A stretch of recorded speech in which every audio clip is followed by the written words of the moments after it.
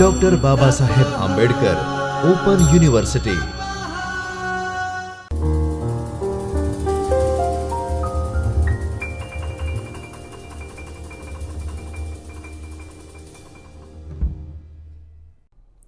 નમસ્તે વિદ્યાર્થી મિત્રો, ડૉક્ટર બાબા સાહેબ આંબેડકર ઓપન યુનિવર્સિટીના ચૈતન્ય સ્ટુડિયોમાંથી હું doctor Jayshree Koshti, assistant professor of commerce, આપ સૌનું હાર્દિક સ્વાગત કરું છું. વિદ્યાર્થી મિત્રો, આજે આપણે એમકોમ સેમેસ્ટર 2માંથી MC02 CC201 નાણાકીય સંચાલનના પેપરમાંથી બ્લોક નંબર 1માંથી એકમ નંબર 4 મૂડી પડતર વિશે આગળ ચર્ચા કરીશું. વિદ્યાર્થી મિત્રો, આપણે આગળના લેક્ચરમાં મૂડી પડતરનો કન્સેપ્ટ, તેની વ્યાખ્યા, તેની લાક્ષણિકતાઓ શું છે, તેનું મહત્ત્વ શું છે અને તેની વિશિષ્ટ સ્ત્રોતોમાં દીવાની પડતરની ગણતરી કઈ રીતે થાય તે વિશે ચર્ચા કરી છે. આજના લેક્ચરમાં આપણે હવે પ્રેફરન્સ શેર મૂડી પડતર વિશે ચર્ચા કરીશું. આગળના લેક્ચરમાં જ આપણે ડિસ્કશન કર્યો છે કે જે વિશિષ્ટ સ્ત્રોતોની પડતરની ગણતરી છે તેમાં કંપનીના જે વિવિધ સ્ત્રોતો છે કે જેનાથી કંપની નાણાં મેળવી શકે છે તેની ગણતરી કરવામાં આવે છે. તો તેમાં આપણે દીવાની પડતરની એક્ઝામ્પલ સાથે ચર્ચા કરી હતી. તો દેવું કેવું હોઈ શકે છે? તો રિડીમેબલ અને ઇરિડીમેબલ પણ હોઈ શકે છે. સેમ આવી રીતે હવે આજના લેક્ચરમાં પ્રેફરન્સ શેરની પડતરની ગણતરીની વાત કરીશું. પ્રેફરન્સ શેરની પડતરની ગણતરીની વાત કરીએ તો ચોક્કસ સમયે પ્રેફરન્સ શેરની ડિવિડન્ડ ચૂકવણી માટે કંપની જવાબદાર છે. જ્યારે પણ કંપની પ્રેફરન્સ શેર બહાર પાડે છે એ વખતે ખબર છે એક દર નક્કી હોય છે કે 10% પ્રેફરન્સ શેર. એ પ્રેફરન્સ શેર ઉપર 10% શું કરવામાં આવે છે? તો ડિવિડન્ડ ચૂકવવાનું હોય છે. ચોક્કસ સમયે જે પ્રેફરન્સ શેર છે તેનું જે ડિવિડન્ડ છે તેની ચૂકવણી માટે કંપની જવાબદાર હોય છે. શેરધારકોની જે ડિવિડન્ડ ચૂકવવામાં આવે છે તેનો મૂડી પડતરમાં સમાવેશ થાય છે. જ્યારે બી કંપની પ્રેફરન્સ શેર બહાર પાડે છે એ વખતે પહેલાંથી જ તેના ડિવિડન્ડનો દર નક્કી હોય છે. 8% preference share, 12% preference share, 10% preference share. તો જે આ આગળના ટકા છે એ શું સૂચવે છે? પ્રેફરન્સ ડિવિડન્ડ સૂચવે છે. જ્યારે પણ કંપની આવી રીતે પ્રેફરન્સ શેર બહાર પાડે છે ત્યારે તે ડિવિડન્ડની ચૂકવણી માટે કંપની જવાબદાર છે અને કંપની આ ડિવિડન્ડ જે પણ શેરધારકોને જે ચૂકવે છે તેનો સમાવેશ મૂડી પડતરમાં થાય છે અને તેને ધ્યાનમાં રાખીને જ આ પ્રેફરન્સ શેરની પડતર ગણવામાં આવતી હોય છે. તો પ્રેફરન્સ શેરની પડતરમાં આપણે અહીંયા 2 પ્રકારના પ્રેફરન્સ શેરની પડતર વિશે ચર્ચા કરીશું. કયા? તો રિડીમેબલ અને ઇરિડીમેબલ. સર્વપ્રથમ વાત કરીશું રિડીમેબલ પ્રેફરન્સ શેર મૂડી પડતર. પ્રેફરન્સ શેરના ટાઈપમાંથી એક રિડીમેબલ પ્રેફરન્સ શેર છે. તો રિડીમેબલ પ્રેફરન્સ શેરની મૂડી પડતરની ગણતરી કેવી રીતે કરવી એની પહેલાં આપણે સમજીએ કે રિડીમેબલ પ્રેફરન્સ શેર કોને કહેવાય. તો રિડીમેબલ પ્રેફરન્સ શેરની વાત કરીએ એટલે કે આ પ્રકારના પ્રેફરન્સ શેર જ્યારે પણ કંપની બહાર પાડે છે ત્યારે કંપની પોતાના જીવનકાળના નિશ્ચિત સમયગાળા દરમિયાન કેટલા સમયે આ પ્રેફરન્સ શેરના અમાઉન્ટ પરત કરશે, આ પ્રેફરન્સ શેરના નાણાં પરત કરશે તે પહેલાંથી નક્કી હોય છે. એટલે કે આવા પ્રકારના પ્રેફરન્સ શેર જ્યારે પણ કંપની બહાર પાડે ત્યારે કેટલા સમય પછી આ પ્રેફરન્સ શેર હોલ્ડરને તેમના પૈસા પરત મળી જશે એ પહેલાંથી નિશ્ચિત હોય છે. તો તેના માટે તેને કહેવાય છે રિડીમેબલ પ્રેફરન્સ શેર. જ્યારે પણ કંપની આ પ્રકારના પ્રેફરન્સ શેર બહાર પાડે તો તેની ગણતરી કઈ રીતે કરવી, તેની મૂડી પડતરની કેલ્ક્યુલેશન કઈ રીતે થાય, તો એના માટે અહીં એક ઇક્વેશન આપવામાં આવ્યો છે. પ્રેફરન્સ શેર છે તો તેની મૂડી પડતરને કઈ રીતે દર્શાવવામાં આવે છે? તો કેપી. તો પ્રેફરન્સ શેરની જે મૂડી પડતરની ગણતરી છે એના માટે કેપી આ સિમ્બલનો યુઝ થતો હોય છે. અહીંયા આપણે વાત કરી રહ્યા છે રિડીમેબલ પ્રેફરન્સ શેરની.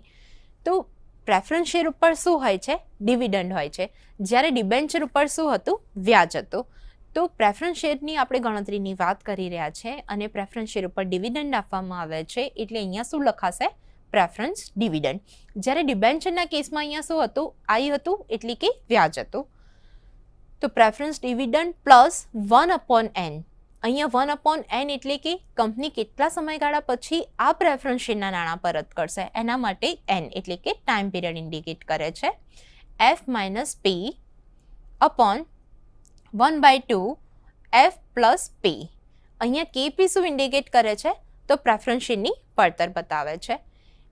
પી ડિવિડન્ડ એટલે કે પ્રેફરન્સ શેર પર ડિવિડન્ડ, કેટલા ટકા કંપની પ્રેફરન્સ શેર પર ડિવિડન્ડ ચૂકવશે.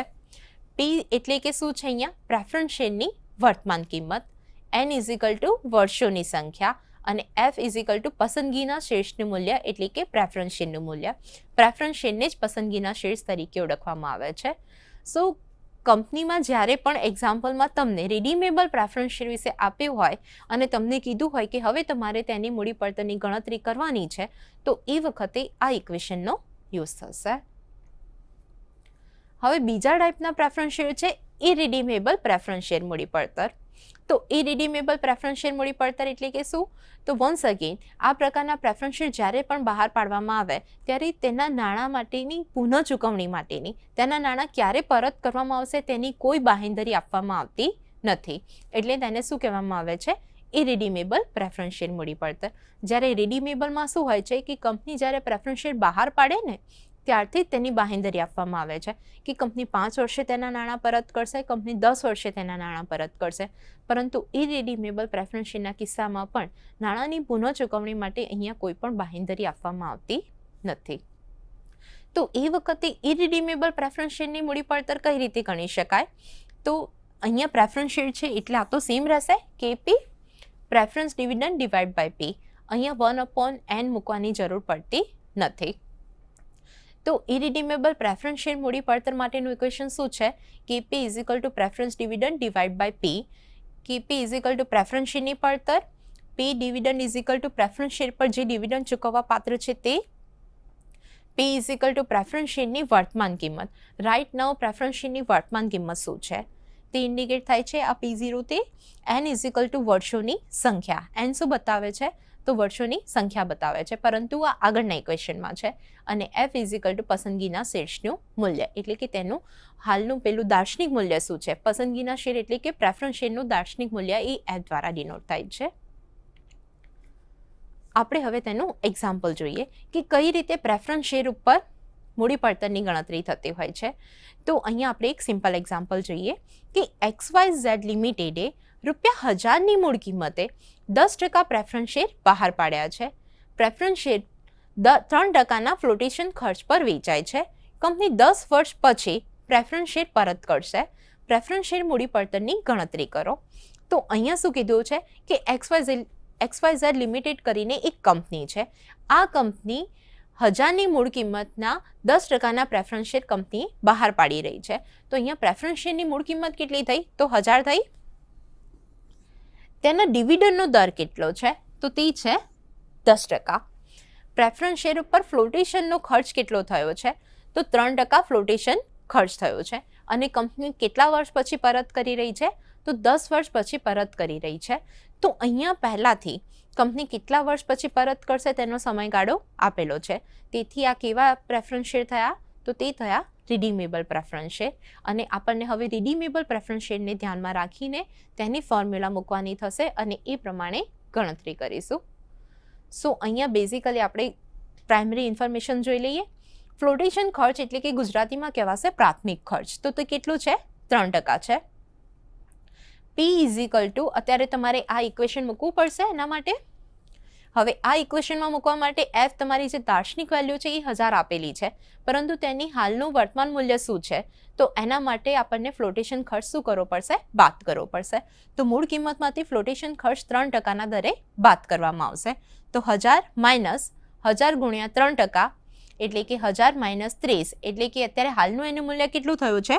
તો 970 રૂપિયા થયું છે.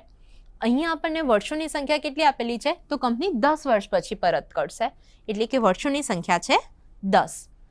અને ડી એટલે કે તમારું પ્રેફરન્સ ડિવિડન્ડ. તો એ કઈ રીતે કેલ્ક્યુલેટ થશે? તો 1000 તેની મૂળ કિંમત છે અને 10% પ્રેફરન્સ શેરનો દર છે.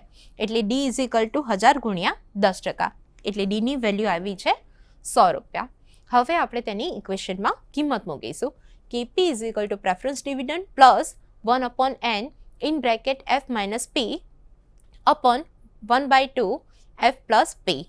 પ્રેફરન્સ ડિવિડન્ડ આપણે અહીંયાથી જોઈ શકીએ કેટલું છે? 100 રૂપિયા છે. એનની કિંમત કેટલી છે? 10, કારણ કે કંપની 10 વર્ષ પછી પ્રેફરન્સ શેર પરત કરશે. તમારું જે દાર્શનિક મૂલ્ય છે તે છે 1000 રૂપિયા અને અત્યારે હાલની કિંમત કેટલી છે? 970. પ્રાથમિક ખર્ચ બાદ કરીને આપની કિંમત આવે છે 970. હવે આ કિંમત મૂકી દીધી આપણે ઇક્વેશનમાં. પછી તેનું સાદું રૂપ આપીએ તો 100 પ્લસ 0.1 ઇન્ટુ 30 ભાગ્યા 0.5 ગુણ્યા 1970, એટલે અલ્ટિમેટલી આપણને શું મળશે? તો 103 ભાગ્યા 985 ઇઝ ઇક્વલ ટુ 0.105, એટલે કે 10.5%. સો આમ જ્યારે XYZ લિમિટેડ કંપની 1000ની મૂળ કિંમતના 10%ના પ્રેફરન્સ શેર બહાર પાડે, 3% ફ્લોટેશન ખર્ચ થાય અને કંપની 10 વર્ષ પછી પ્રેફરન્સ શેર પરત કરે, તો એ વખતે પ્રેફરન્સ શેરની મૂડી પડતરની ગણતરી શું થાય? તો 10.5% આવે અને આવી રીતે તેની મૂડી પડતરની ગણતરી કરી શકાય છે. હવે આપણે નેક્સ્ટ એક્ઝામ્પલ જોઈએ કે એક કંપની પાસે 100ની મૂળ કિંમતના પ્રેફરન્સ શેર છે, જેના પર તે 15% ડિવિડન્ડ ચૂકવે છે અને 3% ડિસ્કાઉન્ટ પર વેચવામાં આવશે. ફ્લોટેશન કિંમત અનુક્રમે મૂળ કિંમતના 1% છે. પસંદગીતા શેરની મૂડી પડતરની ગણતરી કરો. તો અહીંયા શું છે? તો પ્રેફરન્સ શેરની મૂળ કિંમત છે આપી છે 100 રૂપિયા. એના પર ડિવિડન્ડનો દર કેટલો છે? 15% છે. ડિસ્કાઉન્ટ કેટલું છે? તો 3% છે. ફ્લોટેશન કિંમત અનુક્રમે 1% છે. અને આ ઇન્ફોર્મેશન ઉપરથી આપણને પસંદગીતા પ્રેફરન્સ શેરની મૂડી પડતરની ગણતરી કરવાની છે. તો અહીંયા વિદ્યાર્થી મિત્રો આપણને વર્ષની સંખ્યાનો કોઈ ઉલ્લેખ નથી. અહીંયા વર્ષની સંખ્યાનો ઉલ્લેખ નથી કે કંપની આટલા વર્ષ પછી પૈસા પરત કરશે. તેથી આ કેવા છે? તો ઇરરિડીમેબલ પ્રેફરન્સ શેર થયા. તો આપણને ઇરરિડીમેબલ પ્રેફરન્સ શેરનું ઇક્વેશન મૂકીને તેની ગણતરી કરવાની થશે. તો અહીંયા આપણે સમજીએ કે મૂળ કિંમત કેટલી છે પ્રેફરન્સ શેરની? 100 રૂપિયા છે. તેના પર કંપની ડિવિડન્ડ કેટલું ચૂકવશે? 15%. તો ડિવિડન્ડની વેલ્યુ કેટલી આવશે? 100 ગુણ્યા 15, એટલે કે અહીંયા ડિવિડન્ડની વેલ્યુ મુકાશે 15 રૂપિયા. હવે એની હાલની વર્તમાન કિંમત જોઈએ તો કંપનીએ 3% ડિસ્કાઉન્ટ પર વેચવાની છે. ડિસ્કાઉન્ટ એટલે કે આપણને આટલા પૈસા ઓછા મળે અને ફ્લોટેશન ખર્ચ બી છે. કેટલું છે? તે 1% છે. એટલે કે ડિસ્કાઉન્ટ અને ફ્લોટેશન ખર્ચ આપણને મૂળ કિંમતમાંથી બાદ કરવાનું છે. મૂળ કિંમત છે 100 રૂપિયા, વટાવ દર છે 3%, ફ્લોટેશન ખર્ચ છે 1%. હવે આપણે એની હાલની કિંમત શોધવી હોય તો 100 માઇનસ 100 ગુણ્યા 3% તમારા વટાવ દરના માઇનસ થશે, માઇનસ 100 ગુણ્યા 1% આપના ફ્લોટેશન ખર્ચના માઇનસ થશે. તો 100 માઇનસ 3 માઇનસ 1 એટલે કે 96. તો તમારી હાલની એની કિંમત કેટલી આવી? 96. તો 15 ભાગ્યા 96 એટલે એનો આન્સર શું આવ્યો? 0.16, એટલે કે KP ઇઝ ઇક્વલ ટુ 16%. સો જ્યારે પણ ઇરરિડીમેબલ પ્રેફરન્સ શેર હોય તો એના માટે આ ઇક્વેશનનો યુઝ થશે અને આવી રીતે તેની કંઈ ગણતરી થશે. હવે આજના લેક્ચરનો last example. XYZ company 10% preference share ₹100ની મૂળ કિંમતના બહાર પાડે છે. 4% પ્રાથમિક ખર્ચ સામેલ છે અને તેની પાકતી મુદત 5 વર્ષ છે. પ્રેફરન્સ શેર મૂડી પડતર શોધો. તો અહીંયા શું છે કે પ્રેફરન્સ શેરની મૂળ કિંમત કેટલી છે? તો 100 રૂપિયા છે. પ્રેફરન્સ ડિવિડન્ડનો દર કેટલો છે? 10% છે. 4% શું છે? તો આપનો પ્રાથમિક ખર્ચ છે અને તેની પાકતી મુદત 5 વર્ષ છે. અહીંયા તમને 5 વર્ષ પાકતી મુદત આપી દીધી છે.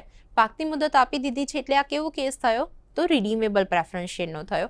અને આમ રિડીમેબલ પ્રેફરન્સ શેરને ધ્યાનમાં રાખીને તેનું ઇક્વેશન મૂકવાનું થશે અને એ પ્રમાણે ગણતરી થશે. સો હવે આપણે એનો આન્સર જોઈએ.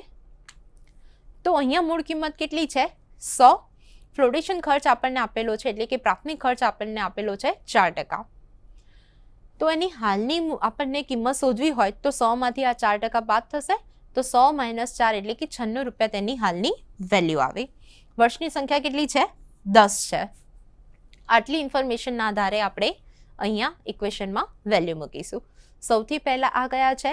રિડીમેબલ પ્રેફરન્સ શેર છે, એટલે રિડીમેબલ પ્રેફરન્સ શેરનું મૂડી પડતર શોધવા માટેનું ઇક્વેશન આવ્યું એ મૂકવાનું.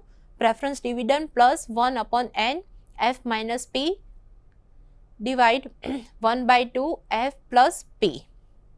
પ્રેફરન્સ ડિવિડન્ડ કેટલા આવ્યા છે? તો 100ના 10%, એટલે કે 10 રૂપિયા તમારા ડિવિડન્ડના, પ્લસ 1/5 5 વર્ષમાં પરત કરવાના છે. તેની દાર્શનિક કિંમત મૂળ કિંમત કેટલી છે? 100.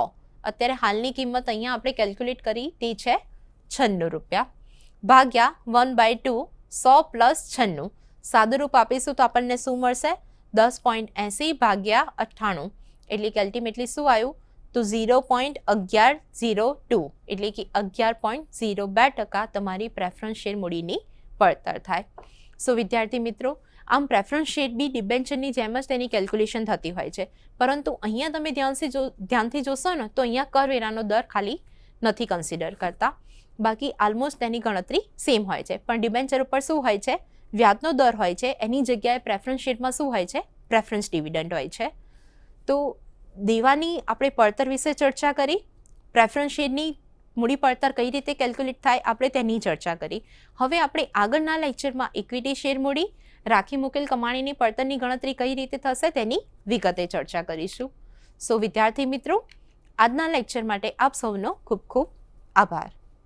स्वाध्यायः परमः